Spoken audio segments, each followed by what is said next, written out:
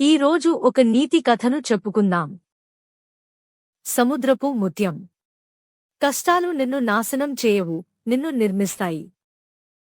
విశాలమైన సముద్రంలో కోట్లాది ఇసుక రేణువులు ఉన్నాయి. అందులో ఒక చిన్ని రేణువు ఒంటరిగా ఉంది. ఒక అలలో ఆ ఇసుక రేణువు ఒక గుల్లలోకి వెళ్ళింది. చీకట్లో, ఒంటరిగా, నొప్పితో నిండిన జీవితం మొదలైంది. రేణువు అరిచింది, ఇక్కడ నుండి బయటపడనా? ఎందుకు నాకు ఇంత కష్టం? కాని బయటికి వెళ్లే దారి లేదు. సంవత్సరాలు గడిచాయి. రేణువు చీకటిలో ఉంది. ఒత్తిడిలో ఉంది. కాని దానిలో ఏదో మార్పు జరుగుతోంది. రేణువు అర్థం చేసుకుంది, ఈ నొప్పి నన్ను నాశనం చేయడం లేదు. ఇది నన్ను ఏదోగా మారుస్తోంది.